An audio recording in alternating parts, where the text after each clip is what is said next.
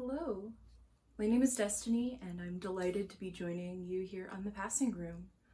So tonight I want to share some poetry with you. Now none of this is original poetry, none of this is poetry that I have written. Instead, I have curated a little collection for you of poems from a variety of authors based on a theme. And my theme this evening is on responding to grief, to loss, disaster, hardships, big and small. And I don't necessarily mean the kinds of responses that end up on a cheesy motivational poster.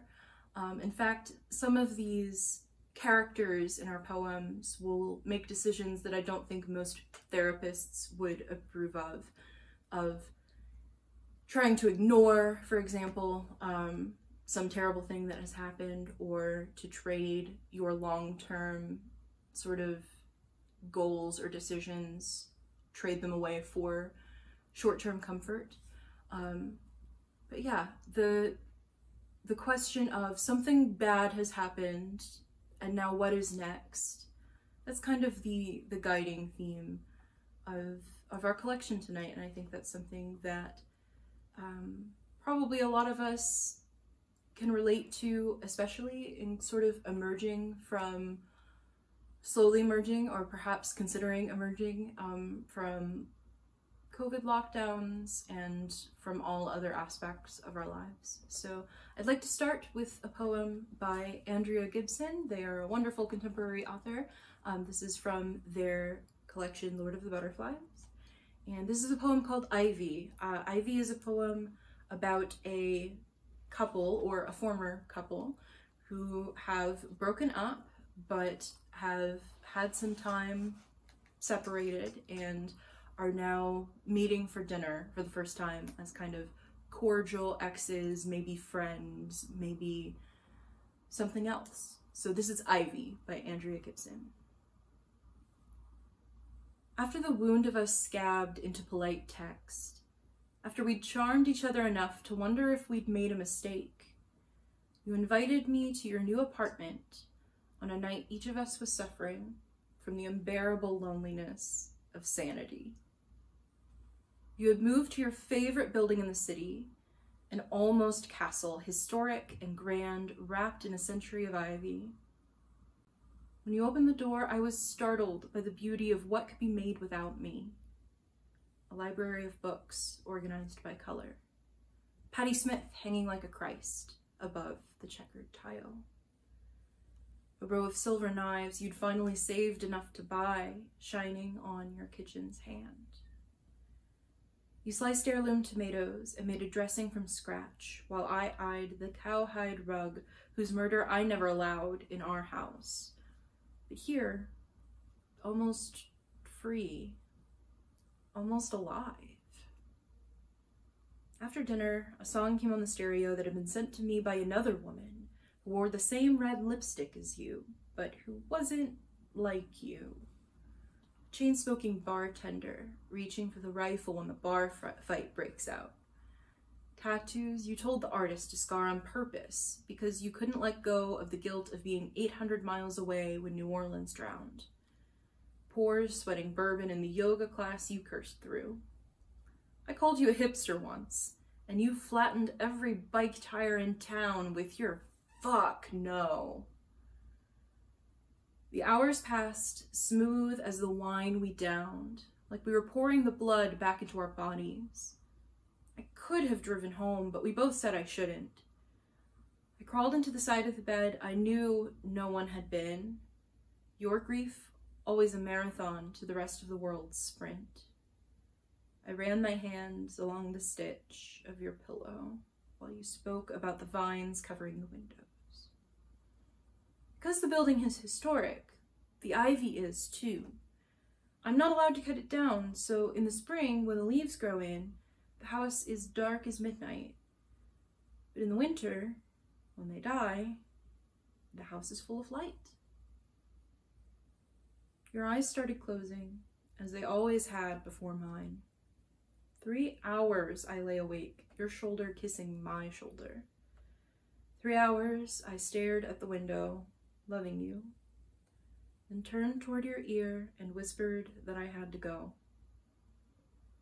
You uncurled from a dream and said, "Okay, honey." And I went to wherever the ivy goes in the winter, and for the same reason. Your grief, always a marathon, to the rest of the world's sprint. I underlined that line when I first got this copy a couple of years ago, and it still has stayed with me as a favorite. Anyway, yes, that was Ivy by Andrea Gibson. Okay, let's move to a couple more items, shall we? This next poem is from W.H. Auden. It is called Musée des Beaux-Arts, and pardon my French, not the euphemistic French, just my literal not being good at French pronunciation, but it's the title translates roughly to Pictures in the Museum, in a Belgian museum, I believe. About suffering, they were never wrong, the old masters. How well they understood its human position. How it takes place while someone else is eating or opening a window or just walking dully along. How when the aged are reverently, passionately waiting for the miraculous birth, there always must be children who did not specially want it to happen, skating on a pond at the edge of the wood. They never forgot that even the dreadful martyrdom must run its course anyhow in a corner. Some untidy spot where the dogs go on with their doggy life, and the torturer's horse scratches its innocent behind on a tree. In Bruegel's Icarus, for instance, how everything turns away quite leisurely from the disaster. The plowman may have heard the splash, the forsaken cry, but for him, it was not an important failure. The sun shone as it had to on the white legs disappearing into the green water. And the expensive, delicate ship that must have seen something amazing, a boy falling out of the sky, had somewhere to get to and sailed calmly on.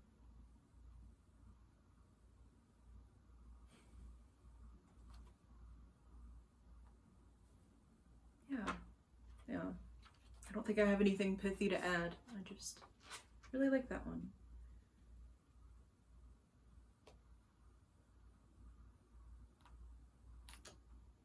The next poem, I think you can take in two different directions. I think you can take it either as a healthy strategy for becoming helpful in times of crisis. Cue the cliched Mr. Rogers quote about look for the helpers. You could also take it as a sort of level of either codependency or just a need to be needed, or distracting oneself from one's own grief by focusing on that of others. And not that there is necessarily an evil to that, because it's certainly my own strategy, but there is also a space of perhaps you are not quite the hero you think you are. Anyway, this is What I Learned from My Mother by Julia Kasdorf. I learned from my mother how to love the living, to have plenty of vases on hand in case you have to rush to the hospital with peonies cut from the lawn, black ants still stuck to the buds. I learned to save jars large enough to hold fruit salad for a whole grieving household, to cube home-canned pears and peaches, to slice through maroon grape skins and flick out the sexual seeds with a knife point. I learned to attend viewings even if I didn't know the deceased, to press the moist hands of the living, to look into their eyes and offer sympathy as though I understood loss even then. I learned that whatever we say means nothing. What anyone will remember is that we came. I learned to believe that I had the power to ease awful pains materially like an angel. Like a doctor, I learned to create from another's suffering my own usefulness, and once you know how to do this, you can never refuse. To every house you enter, you must offer healing, a chocolate cake you baked yourself, the blessing of your voice, your chaste touch. I was first introduced to that poem when I was a sophomore in high school, and in the years that have passed since then, I so often come back to that line. I learned that whatever we say means nothing. What anyone will remember is that we came. And when I am with a person in pain and I do not know how to help or what to do, I think to myself that it is more important that I am present than that I am active. I don't know if that is an ultimate truth or not, but it's been working for me so far. Okay, how about one final poem? And I think this one is a little bit more in response to everyday small sufferings, as well as some larger ones. And out of all of these poems, this might be the one that could make it on your therapist's bulletin board. Nevertheless, I think the poet's approach to this is still a useful one. So this is by James Cruz, and it is called Winter Morning. When I can no longer say thank you for this new day and the waking into it, for the cold scrape of the kitchen chair and the ticking of the space heater glowing orange as it warms the floor near my feet, I know it is because I've been fooled again by the selfish, unruly man who lives in me and believes he deserves only safety and comfort.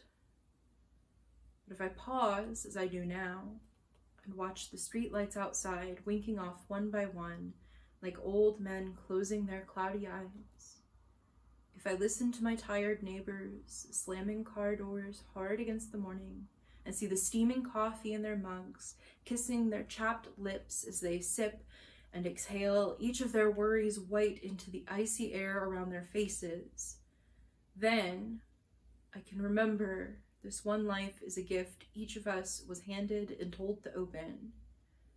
Untie the bow and tear off the paper, look inside and be grateful for whatever you find, even if it is only the scent of a tangerine that lingers on the fingers long after you've finished feeling it.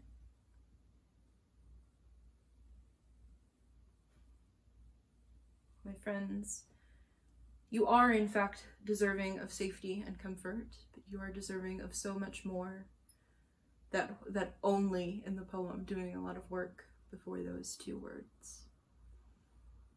I wish you well, I wish you wisdom, I wish you a learning and heart. I wish you not to vomit after this cheesy presentation. Thanks very much.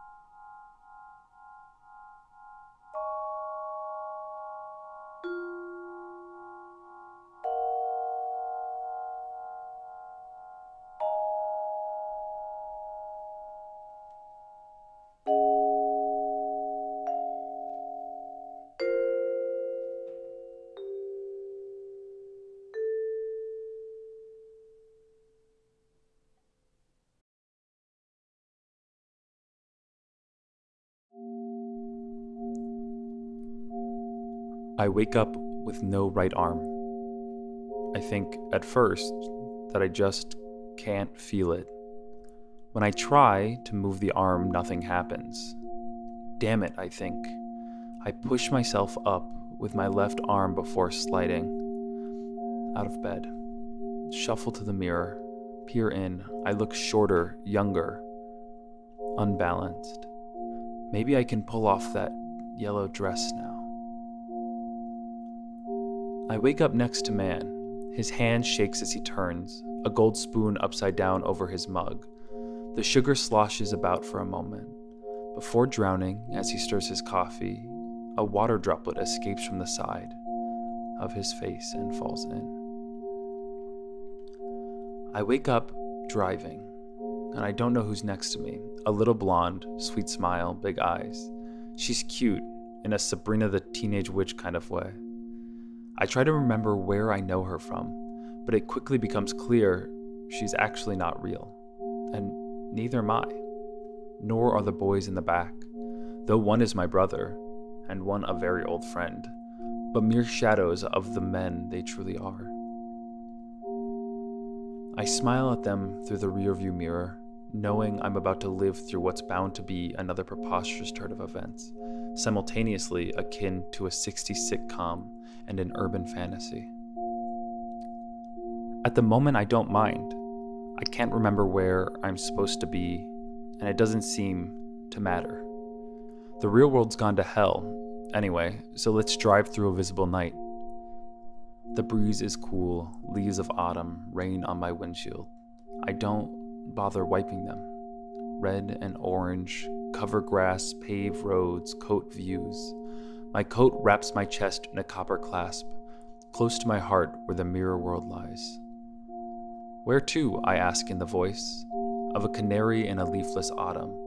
They point and I see them through the eyes in my mind which create this world of a wayward folly. A house appears on the roadside. Same as the others, but not. A hint of bisque against its beige backdrop, as if the moon were snared in its embrace. A grin makes its way across my lips. This is my world. It's always absurd. I'm getting bored in the car, and the blonde looks pissed, so let's go to the house. You should stay, she whispers. I open the door anyway. You should come, I smile. She shakes her pretty head. I wonder again who she is. Not that it matters, she's just getting on my nerves. The house looks like someone broke a million middle traffic lights. Between the cracks in the wall, Daisy Center's line, the saffron tiles where a grapefruit stain has dried. Yellow smoke floats around the window panes. It's familiar yet intentionally tasteless. I know I did not make this. A chuckle draws me up a staircase. I don't recognize the man before me. He's smiling, actually smiling, a genuine smile I've missed. His tawny lips curved wickedly, his eyes sparkle like amber. I don't care where we are, what this world is, who made it, who keeps me here. This chronic delusion, I can't escape it, doesn't matter. There's yellow smoke along the window pane. The laugh again, it hurts my chest. In my lungs, an argent arm pushes through my body. I fall cackling, his smile seared into my eyes as I tumble down the ivory stairs. There's yellow smoke along the window pane. Tick-tock goes the clock, let them knock, take a walk off a dock into dark, take my heart, let's embark, contrast sharp, there's yellow smoke along the window pane. Tumbling, giggling, shrieking, he smiles above me, and I love that smile, so I leave. With the only image I want, I run. Sabrina the Teenage Witch is still in my car, my first indication that this might actually be Hell the Aquamarine. Specks on her face get wider. She points behind me. I wave her arm away with my mind, leap through the door and see them. There's yellow smoke along the window pane. It reaches my windshield, claws at the glass, mustard cakes the cracks. In the corners, she screams. I reverse. The swerving sound squeals. Beneath the wheels, as houses crumble, the world congeals. I know I made this. I wake up with smoke along the window pane.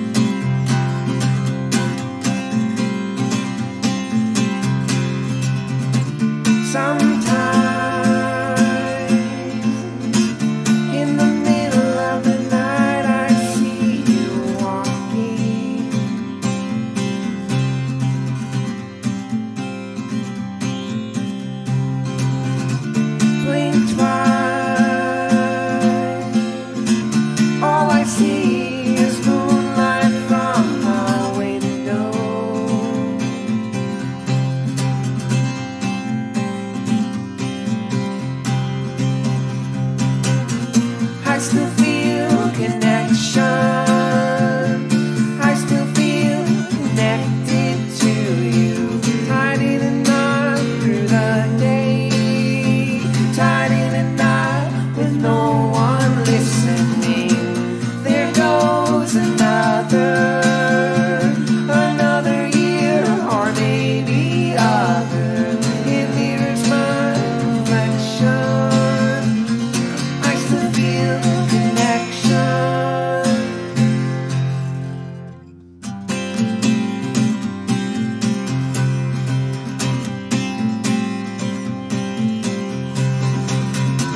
Sometimes in the middle of the night I hear you talking.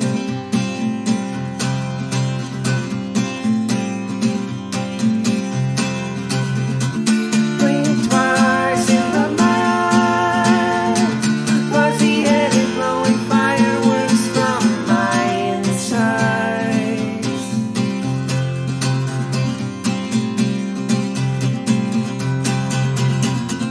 I still feel connection. I still feel connected to you. Tied in a knot through the day. Tied in a knot with no one listening. There goes another year, or maybe other. It mirrors my reflection. I still feel connection.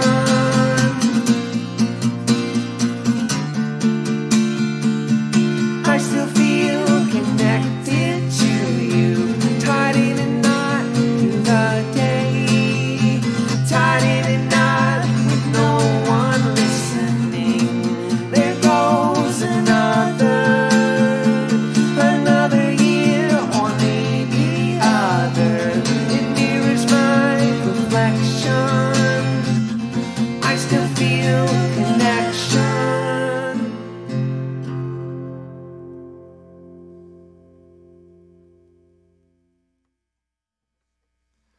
I'm in a tree house built with my own hands that let go of your hands in our home. You should have been here. You could have stayed to make this old tree house a much better place to live. Oh, oh, oh, oh. At least I have everything. I've made everything. Sometimes it's too quiet to move. I'll just sit still until